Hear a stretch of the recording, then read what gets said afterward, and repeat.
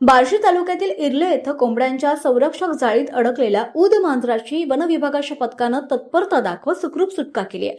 सुटका केल्यानंतर या वन्यजीवाला त्याच्या नैसर्गिक अधिवासात सुरक्षितपणे मुक्त करण्यात आलं. मंगळवारी दिनांक 21 जुलै रोजी इर्ले येथील शेतकरी जितेंद्र ढुरे यांच्या शेतातील कोंबड्यांच्या जाळीत उद मांजर अडकलं असल्याचं त्यांच्या निदर्शनास आलं. त्यांनी तात्काळ वैराग वन परिमंडळ अधिकारी धनंजय शिदोडकर यांच्याशी संपर्क साधून घटनेची माहिती दिली. घटनेची माहिती मिळताच वन परिमंडळ अधिकारी धनंजय शिडोरकर यांनी वन परिक्षेत्र अधिकारी श्रीमती शीला बडे यांच्या मार्गदर्शनाखाली बचाव पथक घटनास्थळी पाठवलं. वनरक्षक परमेश्वर वाघमारे तसंच हंगामी वनसेवक लक्ष्मण शिंदे, निसर आणि जगताप यांनी घटनास्थळी पोहोचून काळजीपूर्वक प्रयत्न करत उद मांजराची कोणतीही इजा होऊ न देता त्याची सुटका केली आहे. यानंतर उद मांजराला सुरक्षितपणे त्याच्या नैसर्गिक अधिवासात सोडण्यात आलं.